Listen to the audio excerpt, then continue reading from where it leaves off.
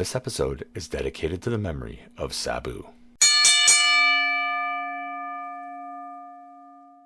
Johnny and Campo, critics of might, breaking down each moonlit fight.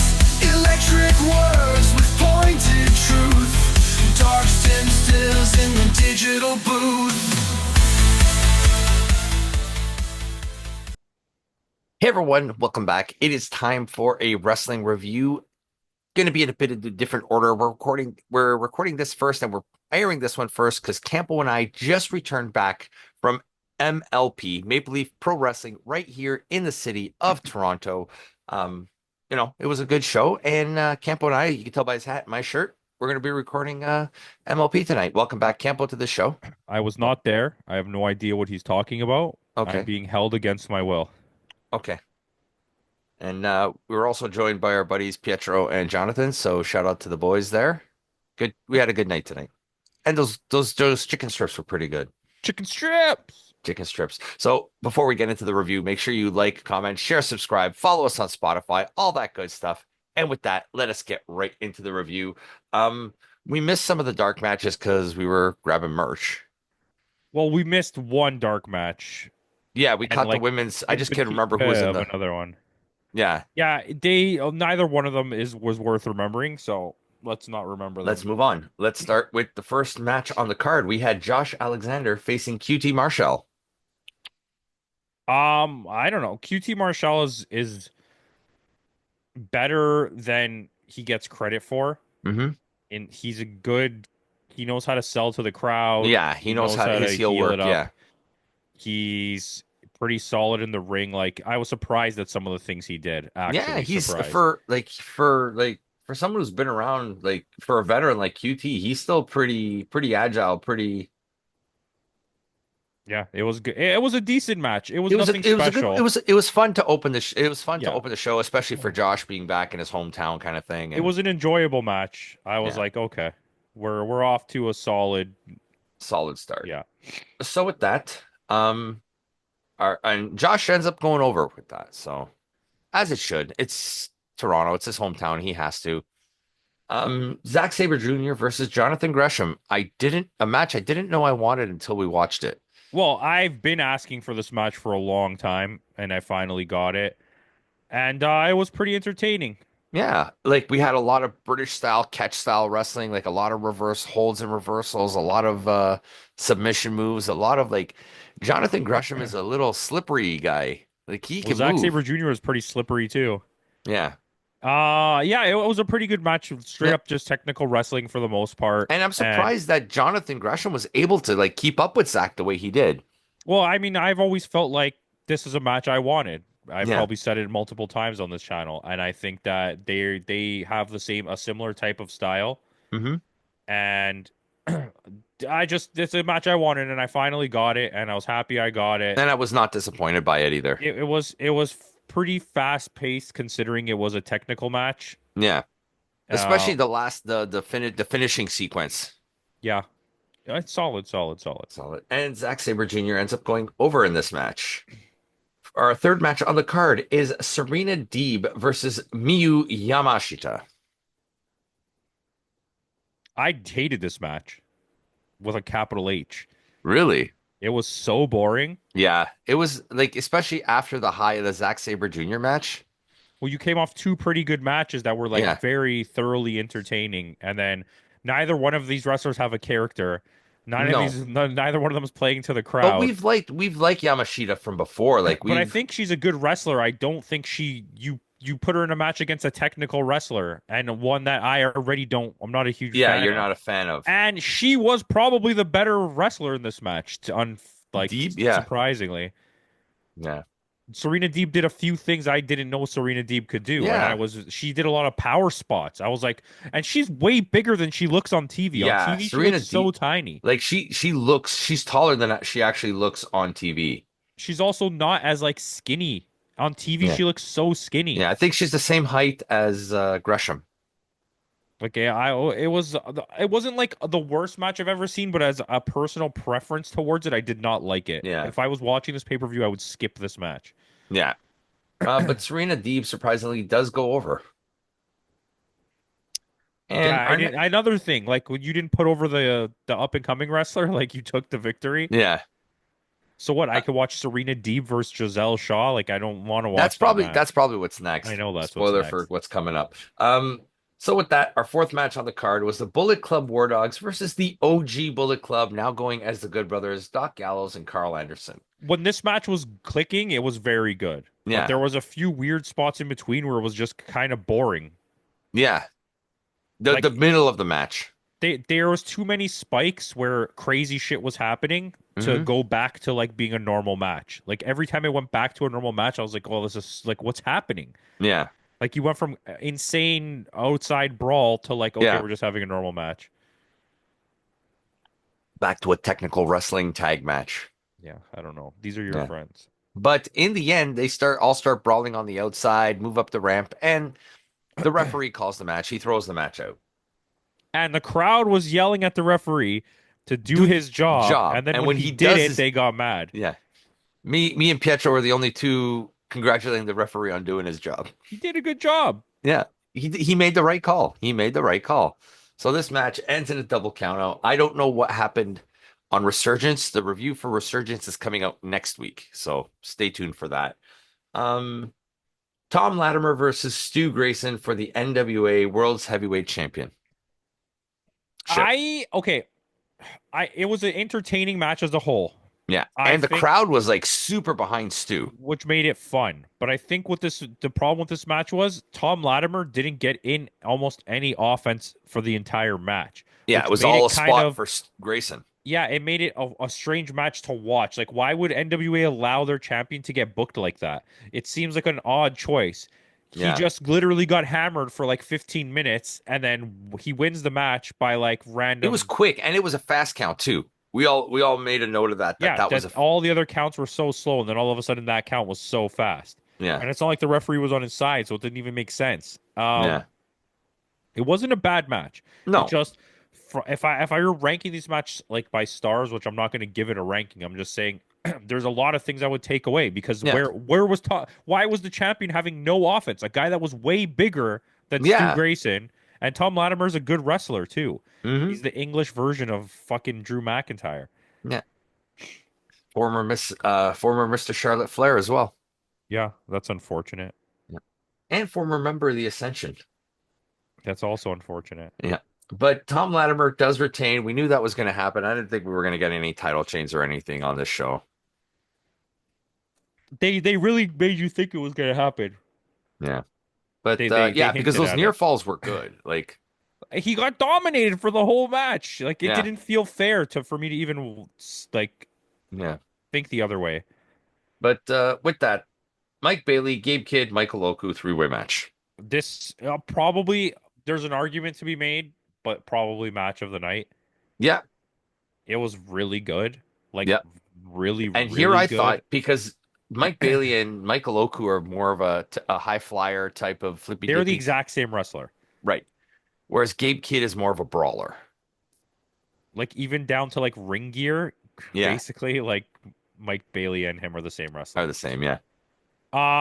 Yeah, I mean it was this is what I thought was weird. The crowd was so behind Oku when he came out, but then Right. for the whole match didn't pop for him at all. No, they were all behind. They were always behind And it was Bailey. weird though. If you're gonna have that much pop for the guy coming out during the match, you're just like, fuck this guy. Like, I don't get it. Yeah.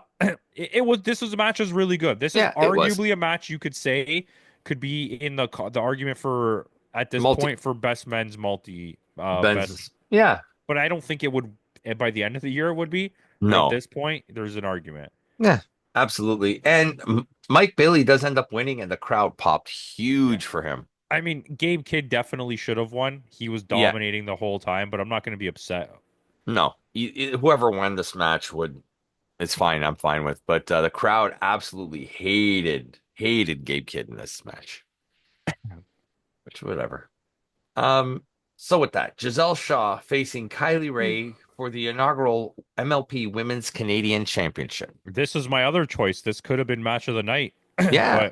But this was like a really well-paced match that had very good storytelling. Yeah. Great And- in-ring work. Yeah. Kylie Ray is so good. She's very special. She should have won. Yeah, Like everyone else in the crowd was even saying it. Like, yeah. how do you do? She pulled off a reversal on a tombstone into like a Canadian Canadian Destroyer. Yeah. destroyer that I've never seen it. No one has ever seen this before. If No, anyone ever yeah, did this, it was on the Indies, and she stole it from that person. yeah, Because it was one of the craziest things I've ever seen. It's probably the nicest move of the whole night, and it should yeah, have ended the match. yeah. But there was a lot of like, especially towards the end as they're building up, there was a lot of near falls. And at some point, like I was really convinced that Kylie was going to win this match. I mean, she should have won. Yeah. But in the end, Scott D'Amore puts the belt on his wife. Yeah, I mean, whatever. Yeah, Giselle Shaw. But I mean, good. You know what though? Good for Giselle Shaw. When we were watching her in TNA a couple years ago, like we were always saying about how much she's improved and how much she deserves something. At least let her get a little bit of shine and a little bit of rub. And good on Kylie for putting her over like that. We even got a little spot where Giselle takes Kylie's hairband and starts. But okay, but this is the thing.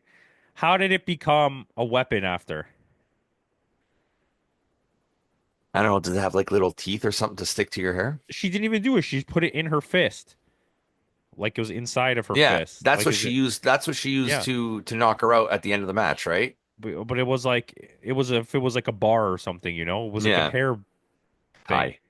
I don't know. Anyways, I don't know, but all the young girls in attendance were very happy that Kylie Ray was in this match, which good. Yeah. Like, that's a good thing for wrestling. Yeah. Get more young kids into the and young girls. So Yeah, because they don't. It's not a demographic that's like that big for on that's wrestling, right? it's a huge untapped market for them. So good on them. So with that, our main event of the evening is a 20-man gauntlet match. Now, I thought they were going to do 1-1, and then whoever gets pinned, the next guy comes in. But it's like a battle royal. Well, It was a battle royal. most gauntlet matches that I know, I don't know what the AEW calls them, but it's people just keep coming in until somebody gets pinned and it's over, Yeah, and whoever gets the pin wins the match. yeah, That's what I was expecting. yeah. That's what I was expecting too. But no, this was a battle royal style of match. Yeah, And it was good. It was fun. Yeah. It was a lot of fun. And we get to start. We started with ELP. Yeah, and he gets eliminated very quickly. Yeah. I hope they didn't pay that much money to have him come out because that was ridiculous. I Right, wore the friggin' shirt. He got eliminated in like a minute. Yeah. And then let's talk about Rich Swann. Rich Swann was what, like the third or fourth guy in the match? And he No, Rich Swann started. Oh, it was him and ELP that It was started, him and right? ELP, yeah. Yeah, he was the Iron Man of the match. Yeah, he did a lot of really good stuff. Yeah. Like there was one point where he's like lying face down on the ring and his feet are up on the second rope and he's just like lying. Yeah, who was that? PCO like did a leg drop on his head. Yeah. Like knocked him out. There were some good moments, right? You had Santino, the crowd. That was the biggest pop of the night, probably. I think so for Santino. Like, I mean, it's always been a dream of Santino's. I'm guessing that for him to wrestle in Maple Leaf Gardens, being a Toronto guy, right? Like, it's every Canadian wrestler's dream to like do that, right? So, yeah, I don't know what to say. It's a hard match to review because yeah, you would have to give it a play-by-play, because right? you also had a lot of legends like Rhino and Billy Gunn. Like, let's talk about Psycho Mike in this match. Yeah, he was a lot of fun. Local guy, he was fun, a lot of fun. I enjoyed his spots. PCO, I don't know who that was that attacked him. I just know he gets attacked in the match. Someone throws a fireball in his face and then beats him up. He took some crazy nasty chair shots. Yeah, and we got the return of Jimmy J because it was ROH legend. Yeah, Jimmy Jacobs. Yeah. Yeah, fun times. Yeah, we got to see the sauce. Alex we got Zane. to see the sauce. He did some good stuff. We saw Baron Corbin. Yeah. And friends. Final four was Matt Card. We saw Miss Daddy Ass and Rhino too. Yeah. Rhino got a huge pop. Yeah, Rhino did get a huge pop. Lots of audio issues. Yeah. Like they would cut in and out. You know what's funny? This is what I realized, and like it sounds worse than I mean it. Scott D'Amore was in TNA. Yep. And we used to just complain about audio issues all the time. He's left. There hasn't been audio issues. Yeah, it's true So though. I know MLP, all the MLP shows have had audio issues. Yeah, which is weird. Maybe it's Scott Demore that doesn't know how to mix audio properly. Anyways, it was The final we four got was down to what? the final four. Cardona, Jinder Mahal, Hall. whatever his name Yeah, is, Raj Desi, yeah. Rich Josh Swan. Alexander, and Rich Swan. Yeah. No, it wasn't. It was the guy from Ottawa. I don't know what his name was. Oh yeah. I got it. Timmy's on it. Sheldon Jean. Sheldon Jeans. Yeah. Sheldon Blue Jeans. And yeah, it was a decent little final four. They got Yep. them all. We got Matt Cardona versus Josh Alexander in the end. It Yeah. was So a once everybody else got eliminated and it was down to the last two, it was a match. It was an actual match. I think it should have been a match from four, but that's fine. Yeah. It was entertaining. I had a fun time Mhm. watching that little bit. It wasn't that long. Cardona sold his ass off, Yep. and Josh We're trying Alexander to wins. figure out what color he was. Yeah, it was a weird color. A little bit of It orange, a little wasn't. bit He of wasn't tanned. It was, and no. it was like an odd, like he painted himself red. It's like instead of a spray tan, he gave himself a spray sunburn. Yeah, because it didn't look like sunburn. It was too. It was too of like a off-brand red to have been Yeah. sunburn. Yeah. Anyways, But yeah, but it was yeah, fun. it was a good show. And in the end, Josh Alexander is your first ever MLP Canadian champion. What did we rate the last MLP shows we watched? We only watched the one last year. We watched two shows. Okay, I don't like that Well, it you was don't back to remember. back, yes. There's only No. been 3 shows We didn't watch the one that was in Windsor. yeah. No, 20 was it 2024 we watched it? Yeah, it was October, right?